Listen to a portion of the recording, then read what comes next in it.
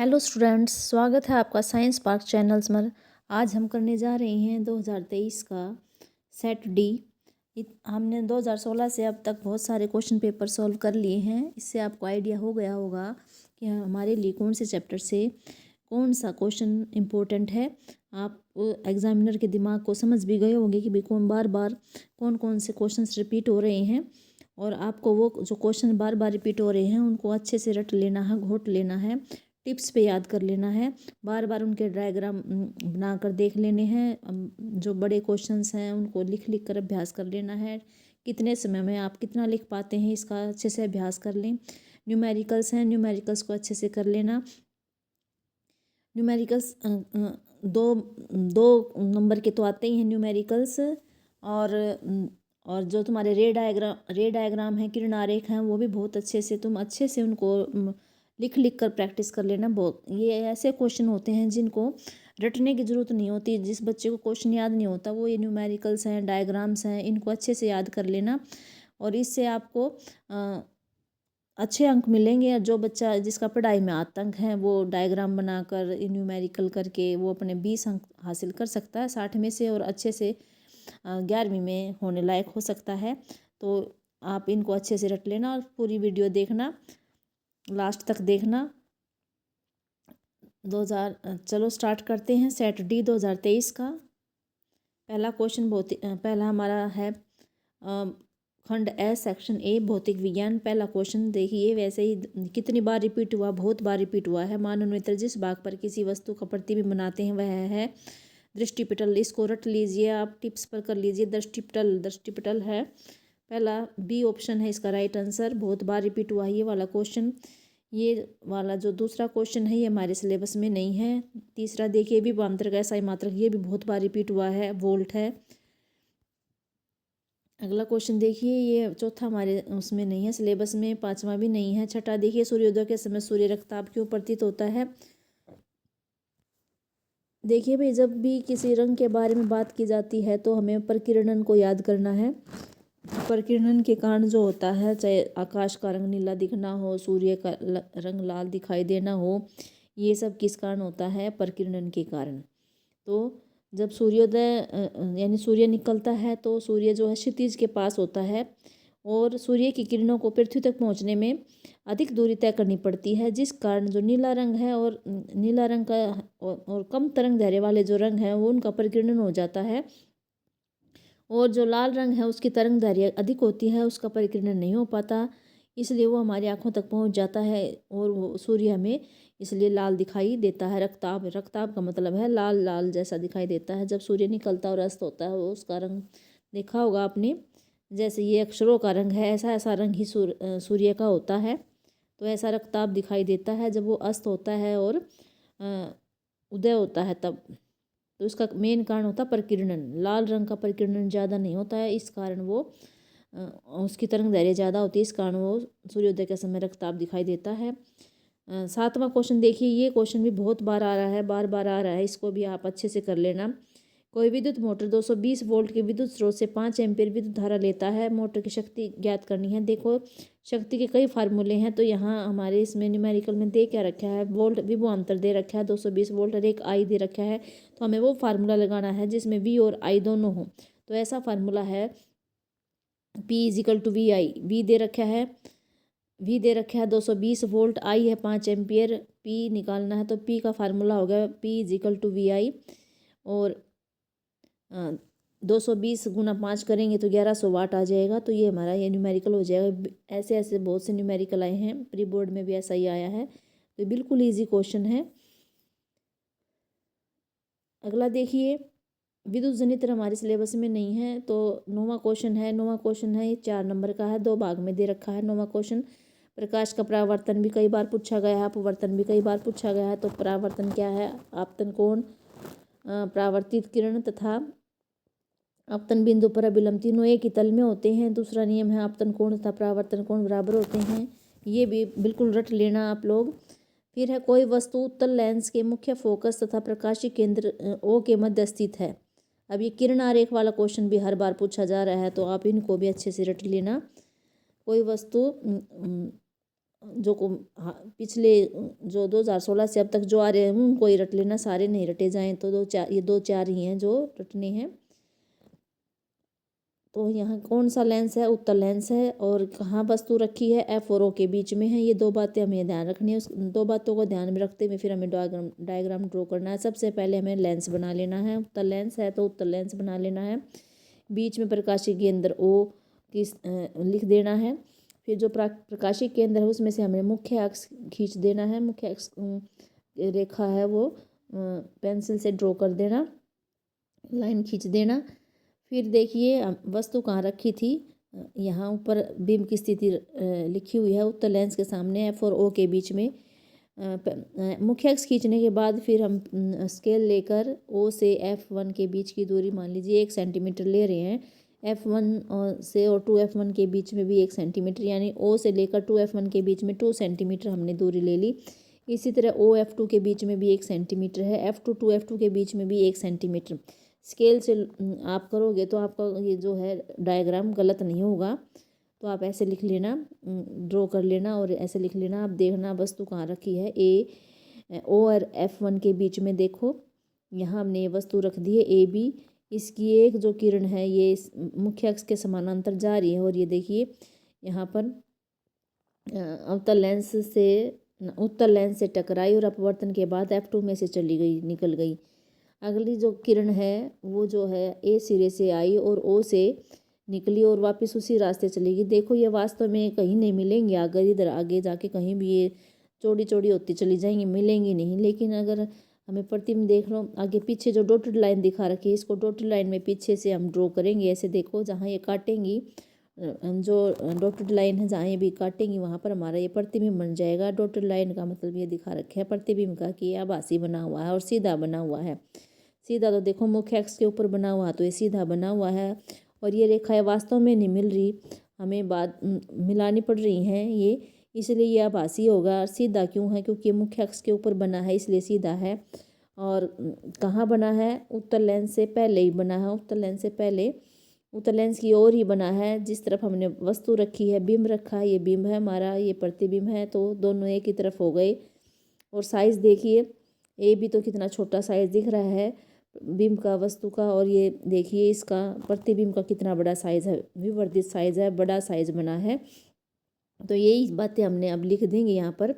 प्रतिबिंब की प्रकृति क्या है, सीधा और आभासी जैसे दिखाई दे रहा है। किरणारेख में स्थिति क्या है ये भी दिखाई दे रही है। जिस तरफ बिंब है उसी तरफ जो है लेंस के उसी ओर बना है जिस तरफ बिंब है। प्रतिबिंब साइज़ क्या है, बड़ा है, विवर्धित है, यानी वस्तु से बिंब से बड़ा बना है। तो ये भी बिल्कुल आसान है, आपको पूरे अंक मिल सकते हैं इसमें। ये 2 अंक का था, यानी 9वां क्वेश्चन कंप्लीट हो गया है। 2 भाग में आया था, ए और बी दोनों 2-2 के, तो 4 अंक का हो गया। नहीं, 9वां 6 नंबर का है। सी भाग और है इसका। सी भाग क्या है, लेंस की क्षमता क्या होती है, किसी लेंस की एक डायप्टर की क्षमता को परिभाषित कीजिए। देखिए लेंस की क्षमता भी को भी आप टिप्स पे कर लेना, लिख लिख के बार बार देख देना। ये बहुत बार क्वेश्चन आया है लेंस की क्षमता, और ये प्री बोर्ड में भी आया था। लेंस की क्षमता, किसी लेंस द्वारा प्रकाश किरणों को अभिसरण या अपसरण करने की मात्रा को लेंस की क्षमता कहते हैं। इसे P से लिखा जाता है। P का जो सूत्र होता है लेंस की क्षमता का, P बराबर 1/f होता है। फिर एक डायप्टर की डेफिनेशन पूछी है। एक डायप्टर क्षमता क्या होती है, एक डायप्टर उस लेंस की क्षमता है जिसकी फोकस दूरी 1 मीटर में हो। हमें ये अच्छे से ध्यान रखना है, इसके न्यूमेरिकल भी बहुत आते हैं। डायप्टर में अगर दे रखा है तो हमें फोकस दूरी मीटर में निकालनी है, बाद में उसको आप सेंटीमीटर में कन्वर्ट कर सकते हैं। अगर फोकस दूरी मीटर में दे रखी है तो जो है लेंस की क्षमता डायप्टर में आनी ही आनी है। तो ये क्वेश्चन हो जाएगा। 6 नंबर के 3 पार्ट्स हैं। 9वें में A B C तीनों हो गए हैं। या तो आप ये तीनों भाग करना, या अथवा में एक और दे रखा है, उसमें प्रकाश के अपवर्तन का नियम है। पहले तो 2 नंबर में इसमें पहला नियम है आपतन कोण, अपवर्तित किरण तथा आपतन बिंदु पर अभिलंब तीनों एक ही तल में होते हैं। दूसरा जो है प्रकाश के किसी निश्चित रंग तथा निश्चित माध्यमों के युग्म हेतु आपतन कोण की ज्या तथा अपवर्तन कोण की ज्या का अनुपात स्थिर होता है। इस नियम को स्नेल का अपवर्तन का नियम भी कहते हैं। sin I/sin r = स्थिरांक। इसका ये भी इम्पोर्टेंट है, इसको भी बहुत अच्छे से रट लेना है। तो अथवा में एक तो आप ये कर सकते हैं। अगला देखिए बी भाग में फिर ये किरणारेख आया हुआ है। यहाँ पर अवतल दर्पण है, और वस्तु कहाँ रखी है, वक्रता केंद्र सी और मुख्य फोकस एफ के बीच में, ये दो चीज़ ध्यान रखनी है। फिर देखिए डायग्राम देखिए, ये देखो ये वक्रता के पहले सबसे पहले हमें अवतल दर्पण जो है ड्रॉ कर लेना है। उसके बाद है पी ध्रुव, बीच में सेंटर में पी, अवतल दर्पण के जो है यहाँ पर पी लिख लेंगे ध्रुव, और इसमें से मुख्य अक्ष की रेखा खींच लेंगे पेंसिल से। फिर खींचने के बाद हमें ये अंकित कर लेने हैं। पी और एफ की दूरी मान लीजिए 1 सेंटीमीटर लेंगे, तो एफ और सी के बीच में भी 1 सेंटीमीटर होनी चाहिए। तो ये एक बराबर दूरी होनी चाहिए पी और एफ की, और एफ और सी के बीच में। फिर अब देखो वस्तु बीम की स्थिति क्या है अवतल दर्पण के सामने सी और एफ के बीच में। तो सी और एफ के बीच में देखो हरी हरी ए और बी रखी हुई है। ये रखने के बाद हमें किरणारेख बनाना है। देखिए ए सिरे से एक रेखा मुख्य अक्ष के समांतर ये वाली आ रही है, ये और ये मुख्य अक्ष के समानांतर आने के बाद ये अवतल दर्पण से टकराने के बाद परावर्तन होने के बाद एफ में से गुजर गई। दूसरी किरण है ए सिरे से गई और वो दर्पण से टकराए, वापस सी में से जा रही है और सीधी वापस आ गई। यानी जो सी में से गुजरती है वो रेखा सीधी ही वापस उसी रास्ते वापस चली जाती है। और ये देखो यहाँ आके टकराए दोनों, यहाँ पर टकरा, जहाँ पर ये टकराए हैं, जहाँ इन्होंने एक दूसरे को काटा है, वहाँ प्रतिबिंब बन गया है ए डैश और बी डैश। तो ये देखिए प्रतिबिंब कहाँ बना हुआ है, सी से परे है, डायग्राम से ही पता चल रहा है। और जो प्रतिबिंब का साइज है वो बिंब के साइज से बड़ा है, ए बी छोटा है, ए डैश बी डैश बड़ा है। और प्रकृति क्या होगा इसकी, देखो मुख्य अक्ष के नीचे बना है तो उल्टा बना है, उल्टा जो होता है वो हमेशा वास्तविक होता है। तो ये बातें हमें यहाँ लिख देंगे। प्रतिबिंब की स्थिति क्या है, सी से परे है। प्रतिबिंब की प्रकृति क्या है, वास्तविक और उल्टा है। प्रतिबिंब का आकार क्या है, बिंब से बड़ा है। तो ये आपका ये क्वेश्चन 2 नंबर में हो जाएगा। अब अगला इसका सी भाग जो है 9th का, उस लेंस की फोकस दूरी ज्ञात कीजिए जिसकी क्षमता -2 डायप्टर है। ये किस प्रकार का लेंस है, देखिए यहाँ लेंस की क्षमता पी दे रखी है, -2 डायप्टर है। एफ निकालना है, पी का फार्मूला क्या होगा, 1/f है। एफ का क्या हो जाएगा, 1/p बराबर 1/-2 डायप्टर है। और ये -0.50 मीटर, या इसको सेंटीमीटर में करेंगे तो -50 सेंटीमीटर हो जाएगा। ऋणात्मक चिन्ह क्या दर्शाता है कि ये कौन सा लेंस है, अवतल लेंस है, ये अवतल लेंस है। तो ये हमारा जो है भौतिक विज्ञान कंप्लीट हो गया है। अब हमारा रसायन विज्ञान स्टार्ट हो रहा है। रसायन विज्ञान का पहला क्वेश्चन क्या है कि इस प्रक्रिया को रोकने के लिए चिप्स की थैली में नाइट्रोजन भरते हैं। अब ये देखिए उपचयन को रोकने के लिए, उपचयन है ऑक्सीजन का जुड़ना, तैलीय और वसायुक्त खाद्य पदार्थों में ऑक्सीजन जुड़कर उपचयन हो जाता है और उनकी गंध बदल जाती है। तो उसको रोकने के लिए हम नाइट्रोजन भरते हैं। चिप्स की थैली में, कुरकुरों में, इनमें नाइट्रोजन गैस भरी जाती है। अगला देखिए, इनमें से कौन सा विलयन अम्लीय प्रकृति का है। नींबू का रस है, अम्लीय खट्टा होता है, मानव रक्त नहीं होता, बुझा हुआ चूना भी नहीं, एंटासिड भी नहीं है, तो नींबू का रस आ जाएगा। ए ऑप्शन है इसका राइट आंसर। अगला क्वेश्चन हमारे सिलेबस में नहीं है। अब ये देखिए 13वां, कॉपर सल्फेट के विलयन में लोहे के टुकड़े को डालने पर क्या होता है, अभिक्रिया का समीकरण देकर स्पष्ट करिए। कॉपर सल्फेट के विलयन में लोहे की कील डुबोने पर विस्थापन अभिक्रिया होती है, हमें पता है। लोहा अधिक अभिक्रियाशील धातु है कॉपर से, तो लोहा क्या करेगा, कॉपर सल्फेट में से कॉपर को विस्थापित कर देता है और फिर जो उसका नीला रंग होता है कॉपर सल्फेट विलयन का, वो भी गायब हो जाता है। तो ये इसका समीकरण देख लीजिए, CuSO4 + Fe, तीर का निशान, ये देखो कॉपर की जगह Fe आ गया है तो FeSO4 + Cu, ये इसकी अभिक्रिया हो जाएगी। ये 2 नंबर का क्वेश्चन है। अगला क्वेश्चन है रसायन में pH स्केल, ये जो 13वां क्वेश्चन है कॉपर सल्फेट वाला, ये भी वेरी इंपॉर्टेंट है, ये भी टिप्स पे कर लेना। ये रसायन में pH स्केल क्या है समझाइए, ये पहली बार क्वेश्चन पूछा गया है। वह स्केल जो किसी विलयन में उपस्थित हाइड्रोजन आयन की सांद्रता को बताए उसको pH स्केल बोलते हैं। भाई किसी भी विलयन में हाइड्रोजन आयन कितने हैं उसके बारे में बताए, वो pH स्केल होता है। इसमें pH में P जो है सूचक होता है जिसका अर्थ होता है शक्ति, और H का मतलब है हाइड्रोजन आयन की कंसंट्रेशन, सांद्रता, हाइड्रोजन आयन की सांद्रता, और उसकी शक्ति कितनी है, ज़्यादा होगी तो ज़्यादा शक्ति होगी, कम होगी तो कम हो जाएगी। pH स्केल जो है वो 0 से 14 तक पीएच को ज्ञात कर सकता है। 7 से कम पीएच वाले जो विलन होते हैं वो उनकी प्रकृति अम्लीय होती है। 7 से ज़्यादा वाले पीएच की विलन की प्रकृति क्षारीय होती है और 7 पीएच वाला विलन जो है उदासीन होता है। तो ये भी क्वेश्चन 2 नंबर का है। ये पहली बार आया है 2016 से अब तक के 23 में एक बार आया है। अगला देखिए, एक परमाणु का इलेक्ट्रॉनिक विन्यास 2882 है। ये वैसे भी ये सिलेबस में नहीं है लेकिन फिर भी कर लिया है। 20 हो गया, इनको गिन लीजिए। 2 8 10, 8 2 10, 20 हो गए। और ये कैल्शियम कार्बोनेट, इसका कैल्शियम होता है 20 नंबर पे। तो ये कैल्शियम कार्बोनेट फार्मूला हो गया इसका। निस्तापन क्या है, ये भी इम्पोर्टेंट है, क्वेश्चन 2-3 बार आ चुका है। और बिल्कुल ईजी है, अच्छे से याद कर लेना। कार्बोनेट एस्क को सीमित वायु में अधिक ताप पर गर्म करने पर ये जो कार्बोनेट एस्क है ये ऑक्साइड में बदल जाता है।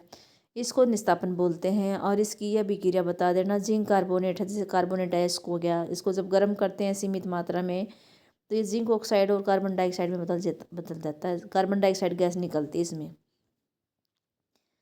तांबे के विद्युत अपघटनीय परिष्करण का पर संक्षेप में नोट लिखिए। अब ये देखिए, ये जो 16वां क्वेश्चन है ये जो है 4 नंबर का है। दो भाग है इसमें, ए निस्तापन वाला, बी तांबे वाला। तो इसमें जो है तांबे का ये देखिए विद्युत अपघटनीय परिष्करण जो है कॉपर, इसके तांबे के अलावा इसमें zinc, tin, nickel, silver, gold, इन धातुओं का भी परिष्करण हम विद्युत अपघटन द्वारा कर सकते हैं। इसमें क्या करते हैं, अशुद्ध धातु का एनोड तथा शुद्ध धातु, ये देखिए डायग्राम में देखिए ये 2 दिखा रखी है, रोड दिखा रखी है, इलेक्ट्रोड है। एक एनोड है, एक कैथोड है। जो एनोड है वो क्या होती है, ये अशुद्ध धातु की बना दी, यानी जिस धातु को हमने साफ़ करना है उसको हमने एनोड बना दिया, जिसमें अशुद्धियाँ हैं, और जिसको हमने साफ़ करना है उसको एनोड बना दिया है। और जो कैथोड है वो हमने पतली सी वो ले ली है, उसको कैथोड बना दिया, शुद्ध धातु की है। और पतली परत ले ली शुद्ध धातु की, उसको कैथोड बना दिया। और जो इसमें विलन लिया है, जिस धातु को हमें शुद्ध करना है, जैसे कॉपर को, तांबे को शुद्ध करना है, तो यहाँ कॉपर सल्फेट का विलन ले लिया। थोड़ा बहुत इसमें हमने अम्ल भी डाल दिया है, अम्लीकृत कर दिया है इसको। ठीक है, फिर इसमें से विद्युत धारा गुजारेंगे। देखो बैटरी लगा रखी है, कुंजी लगा रखी है। ये देखो इलेक्ट्रॉन प्रवाहित होते दिखा रखे हैं, प्लस से माइनस की तरफ जा रही हैं। तब जब विद्युत धारा गुजार दी तो देखो ये जो अशुद्ध धातु थी, एनोड थी, इसमें से देखो कॉपर निकलता हुआ दिखा रखा है। कॉपर निकल के विलन में आ गया है, कॉपर सल्फेट के विलन में, यानी यह अशुद्ध थी एनोड वाली, इसमें से ये कॉपर इधर निकल के आ रहा है। और देखो उसी के एनोड के नीचे ही देखो ये दिखा रखी है, अशुद्धियाँ इकट्ठी हो रही हैं। तो ये कॉपर इसमें चला गया, यहाँ से विलन से जो कॉपर है ये इस पे कैथोड पर शुद्ध पतली जो हमने ली है कैथोड की, उस पे ये कॉपर जा के इसके ऊपर निक्षेपित हो जाता है, यानी एनोड से निकल कर कैथोड पे चला जाता है। यानी अशुद्धियाँ यहाँ नीचे रह गई और जो शुद्ध कॉपर है वो कैथोड पे जाके निक्षेपित हो गया, उस पर जाके जम गया। तो ये इस तरह से इसको, और ये जो नीचे एनोड पंख है, इसको अशुद्धियों को एनोड पंख बोलते हैं, जो नीचे इकट्ठा हो जाता है। और ये अशुद्धियाँ जो हैं घुलती नहीं हैं, अविलय होती हैं, इसलिए ये एनोड की तली में नीचे आ जाती हैं। इस तरह से ये जो भी धातु है ये शुद्ध हो जाती है। ये 2 नंबर में था। 17वां क्वेश्चन देखिए। अब ये 6 नंबर का आ जाएगा।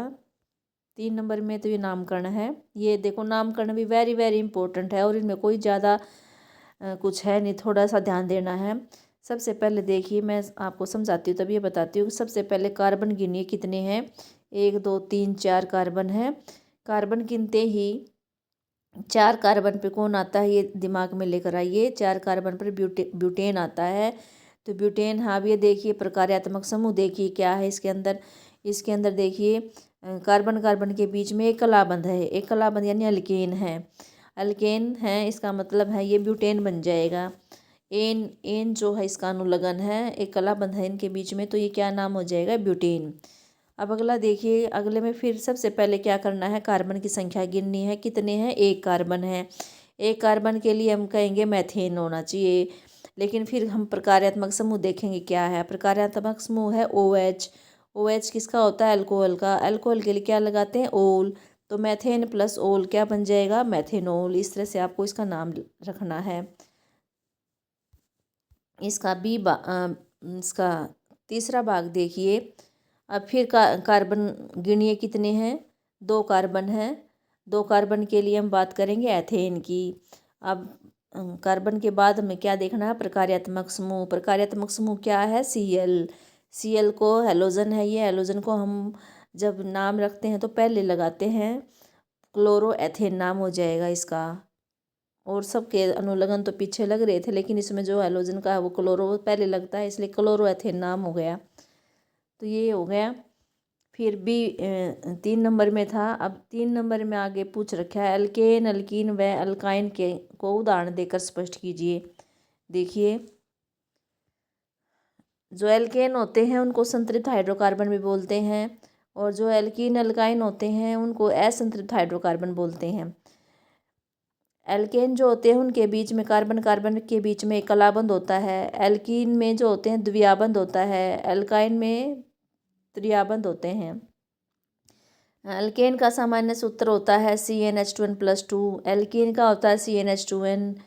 एल्काइन का होता है CnH2n-2। ये इनके जनरल फार्मूले होते हैं जिनसे, और यहाँ n क्या होता है, कार्बन की संख्या होती है जिससे इनके जो है फार्मूले बनाए जा सकते हैं।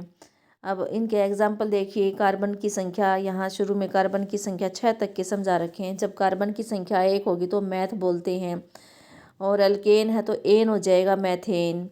CH4 इसका फार्मूला, ये CH4 पहला एक कार्बन वाला हो जाएगा। एल्कीन और एल्काइन वाले एक कार्बन वाले होते नहीं, क्योंकि द्विआबंध के लिए 2 कार्बन होने चाहिए। द्वि या त्रिआबंध के लिए 1-2 कार्बन जरूर होने चाहिए। उन 2 कार्बन के बीच में 2 या 3 आबंध आएंगे, इसलिए एक कार्बन वाला एल्कीन एल्काइन नहीं होता है, सिर्फ एल्केन होता है, मैथेन। फिर है 2 नंबर वाला कार्बन एथेन, है कार्बन कार्बन के बीच में एक कलाबंध, इसलिए एथेन हो गए। अगर 2 आबंध होंगे तो एल्कीन है तो एथीन, ईन लगेगा इसमें प्रत्यय अनुलग्न, जो ईन लगेगा। 2 कार्बन है एथ और ईन, एथीन, इसमें आयन लगेगा, आयन लगेगा इसमें, तो एथाइन हो जाएगा। 2 और एक CC के बीच में एक त्रिआबंध है।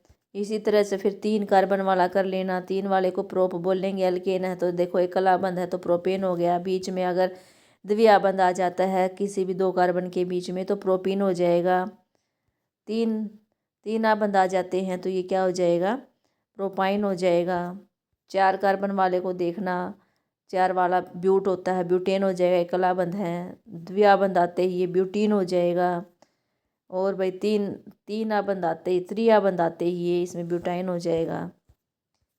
5 वाला देखिए, पेंटेन है, 5 कार्बन है, ये 5 कार्बन के लिए पेंटेन इस्तेमाल करते हैं। एल्केन है, कार्बन कार्बन के बीच एक कलाबंध है।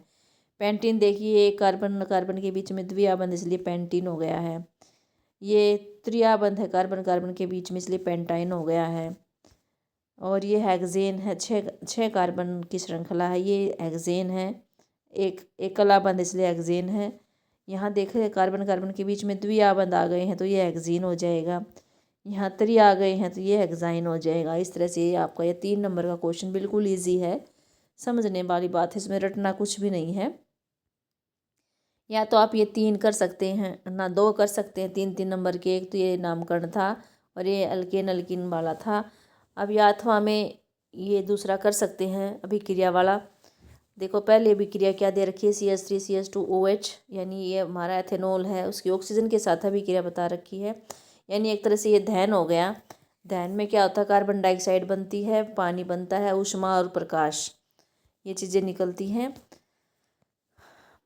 ये फिर है एथेनॉल है, उसमें क्षारीय KMnO4 ग्राम। ये अभिक्रिया आप टिप्स पे रट लेना, घोट बार बार अभ्यास कर लेना, इसको लिख लिख के देख लेना, बिल्कुल ये पक्के ज़रूर आते हैं पेपर में।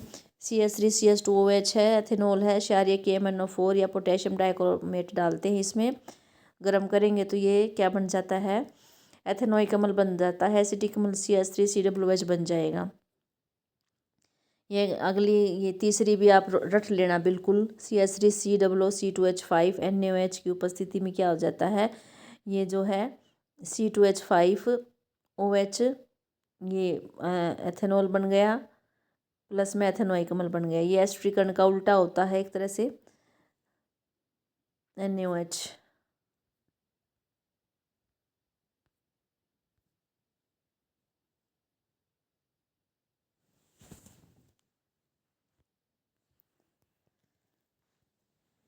अब अगला देखिए, ये 3 अभिक्रिया होगी, इसका आगे का देखिए। इसमें 3 नंबर में संतृप्त व असंतृप्त हाइड्रोकार्बन में अंतर 2 उदाहरण देकर स्पष्ट करना है। देखिए इसका अंतर देख लीजिए। संतृप्त हाइड्रोकार्बन कौन से होते हैं? जिसमें कार्बन कार्बन के बीच में एक कलाबंध होते हैं, जैसे अभी बताया एल्केन के बारे में बताया। तो एल्केन जो होते हैं वो संतृप्त हाइड्रोकार्बन होते हैं। असंतृप्त जो होते हैं हाइड्रोकार्बन, वे हाइड्रोकार्बन होते हैं जिनमें कार्बन कार्बन के बीच में द्वियात्री बंध हो, जैसे अभी एल्कीन और एल्काइन की हमने बात की, वे असंतृप्त हाइड्रोकार्बन होते हैं।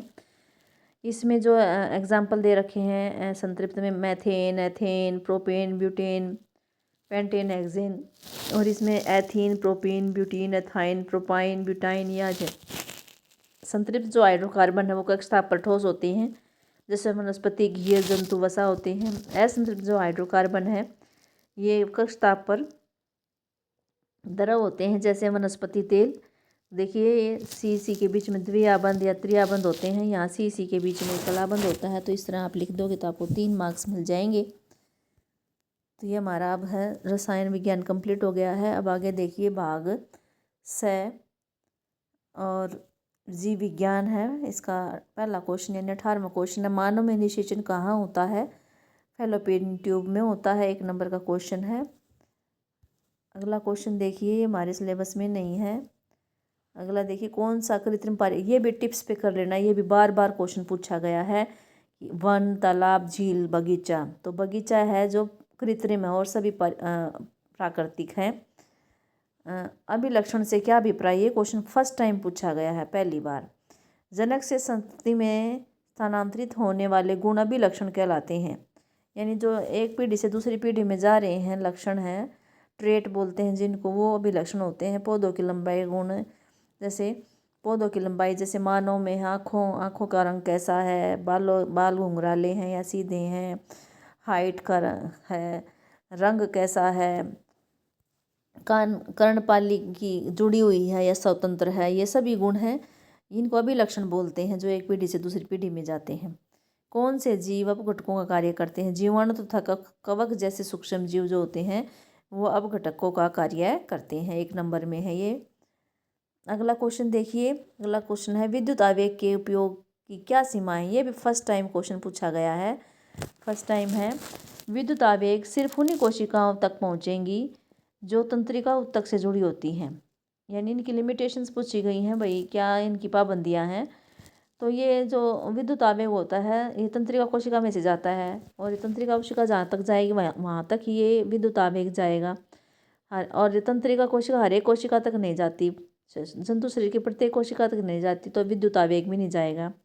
दूसरा पॉइंट क्या है? एक समय में सिर्फ एक कोशिका में विद्युत आवेग पैदा होता है और संचरित होता है। दोबारा नया आवेग पैदा करने और इसे संचरित करने के लिए कोशिका फिर से अपनी कार्यविधि को सुचारू रूप करने के लिए कुछ समय लेती है, यानी मतलब बिल्कुल लगातार नहीं होता, समय लेने के बाद ये अगला जो है विद्युत आवेग उत्पन्न होगा। और ये कह सकते हैं कि हम कोशिकाएं लगातार विद्युत आवेग ना तो उत्पन्न कर सकती हैं और ना ही आगे उसको संचरित कर सकती, उसको बीच में ब्रेक लेना पड़ेगा, समय लेती हैं वे। तो ये सीमाएं हैं उसकी, एक तो सभी कोशिकाओं तक नहीं जाती, एक लगातार नहीं चलती, ना लगातार उत्पन्न होता और ना ही संचरित होती, ये कमियां हैं, इसकी सीमाएं हैं। अगला देखिए, कौन सी ग्रंथि वृद्धि हार्मोन स्रावित करती है? वृद्धि हार्मोन वाला भी पहली बार ही शायद क्वेश्चन आया है, दूसरी बार हो सकता है, 2016 से अब तक पीयूष ग्रंथि है। और इसकी हार्मोन की कमी और अधिकता क्या है? हार्मोन्स की ये बचपन में अगर कम निकलता है वृद्धि हार्मोन तो बोना रह जाता है बच्चा, अगर बचपन में ये ज़्यादा हो जाए तो बच्चा बहुत अधिक लंबा हो जाता है। तो ये इसकी वो है। अगला समझाता का हमारे सिलेबस में नहीं है। यौवनारंभ के समय लड़कियों और लड़कों में कौन से परिवर्तन दिखाई देते? वेरी वेरी इंपॉर्टेंट क्वेश्चन है, इसको भी बहुत अच्छे से रट लेना, ये बार बार आता है, ये बार बार आया है क्वेश्चन भी, इसको बहुत अच्छे से रट लेना भाई। देखिए, यौनारंभ में कुछ परिवर्तन तो लड़के और लड़कियों में समान होते हैं। समान कौन कौन से होते हैं? शरीर के कुछ नए भागों जैसे काख, जांग, उनके बीच में जो जननांगी क्षेत्र होते हैं उनमें बाल गुच्छा जाते हैं, उनका रंग गहरा हो जाता है। पैर, हाथ और चेहरे हैं उन पर महीन रोम आ जाते हैं। जो उनकी त्वचा होती है तैलिया हो जाती है, ऑयली स्किन हो जाती है, मुहासे भी आ जाते, पिंपल्स बन जाते हैं और वो दूसरों के प्रति ज़्यादा सजग हो जाते हैं। ये तो थे जो कॉमन होते हैं दोनों में, लड़कियां चाहे हो लड़कियां हो चाहे लड़कियां हो, एक जैसे परिवर्तन है। अब जो अलग अलग होते हैं वो क्या होते हैं? लड़कियों में क्या है? इनके स्तन के आकार में वृद्धि होने लगती है, स्तनाग्र की त्वचा का रंग भी गहरा होने लग जाता है। इस समय लड़कियों में रजोधर्म भी स्टार्ट हो जाता है। लड़कों में क्या है? चेहरे पर दाढ़ी मूंछ आ जाती है, आवाज़ भी फटने लगती है, दिवास्पन या रात्रि में शिश्न अक्सर विवर्धन के कारण उद्रव हो जाता है। ये भी बहुत बार आया है क्वेश्चन। आप अच्छे से टिप्स पे याद कर लेना। मानव श्वसन तंत्र की संरचना का नामांकित चित्र भी की सहायता से वर्णन करना है। ये 2-3 बार आया है। ये देखिए डायग्राम देखिए इसका, नासाद्वार है, नासाद्वार से हवा आ रही है। नासाद्वार में क्या होते हैं? जो है बाल होते हैं, जो उसमें वायु में जो धूलकण होते हैं, गंदगी होती है, वो वहीं फंस जाते हैं। श्लेष्मा भी चिकना श्लेष्मा भी होता है जो भी इसकी मदद करते हैं सफाई में, हवा की सफाई में। और तापमान भी यहाँ पर जो है शरीर के तापमान के अकॉर्डिंग उसकी वायु का तापमान किया जाता है। फिर वो नासाद्वार से ग्रसनी, कंठ, श्वास नली से होते हुए श्वसनी में, श्वसनी से होते हुए श्वसनिका में, श्वसनिका से होते कुपिका कोश में वायु प्रवेश कर जाती है। देखिए डायफ्राम दिखा रखे हैं, पसली, बायां फेफड़ा, श्वसनी, श्वसनिका, उपास्थि वाला दिखा रखे हैं। ये डायग्राम आप लिख सकते हैं कि भाई इसमें नासाद्वार है, ग्रसनी, कंठ, श्वास नली, उपास्थि वाला होते उसके अंदर बायां फेफड़ा, दायां फेफड़ा, इस तरह से आप इसके बारे में बता सकते हैं। देखिए नासाद्वार मनुष्य में वायु शरीर के अंदर नासाद्वार द्वारा जाती है। नासाद्वार द्वारा जाने वाली वायु मार्ग में उपस्थित महीन बालों द्वारा निस्संदित हो जाती है, जिससे शरीर में जाने वाली वायु धूल और अशुद्धियों से मुक्त हो जाती है। जिस मार्ग में श्लेष्मा की परत होती है जो इस प्रक्रिया में सहायक होती है। दूसरा है ग्रसनी व कंठ। नासक वा से वायु ग्रसनी, कंठ और श्वास नली में से होते फेफड़े में चली जाती है। इस मार्ग में उपास्थि वाले होते हैं जो वायु मार्ग को निपतित नहीं होने देते। फेफड़े, तीसरा फेफड़े, इनके अंदर मार्ग छोटी छोटी नलिका में विभाजित हो जाता है, जो अंत में गुब्बारे जैसी रचना में अंतकृत हो जाता है, जिसे कुपिका कोश कहते हैं।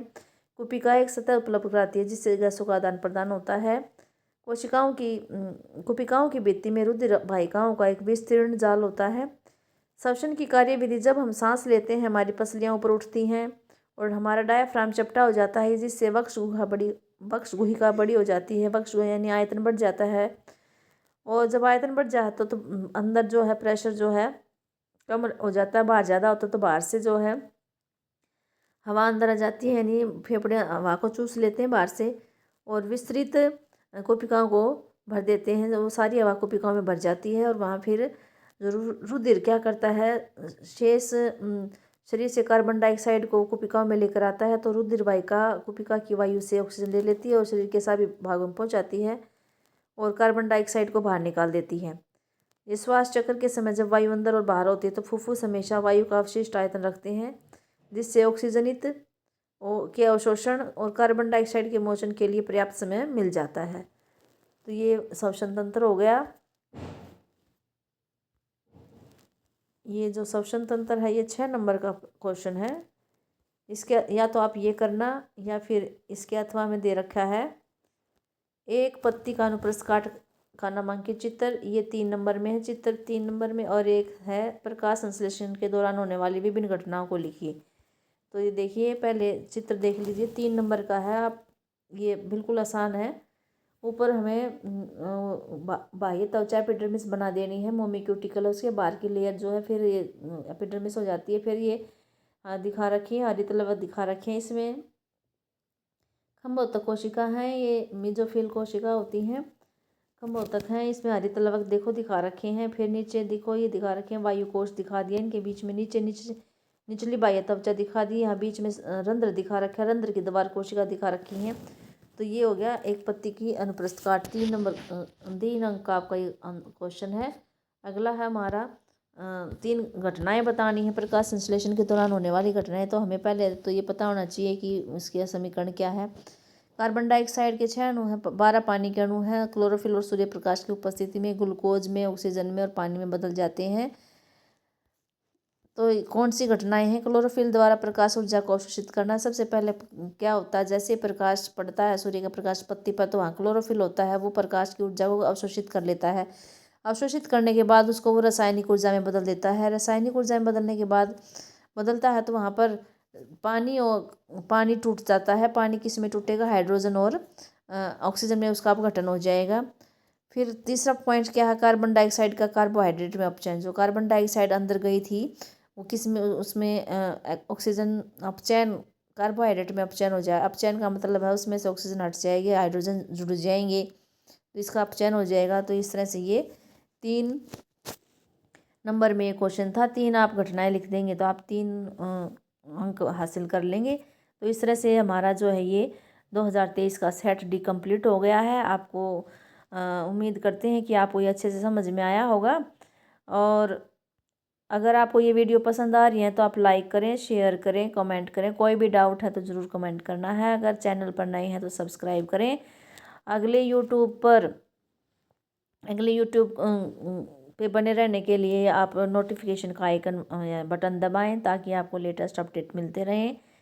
और अच्छे से तैयारी करना, आप अच्छे अंक मिलें आपको।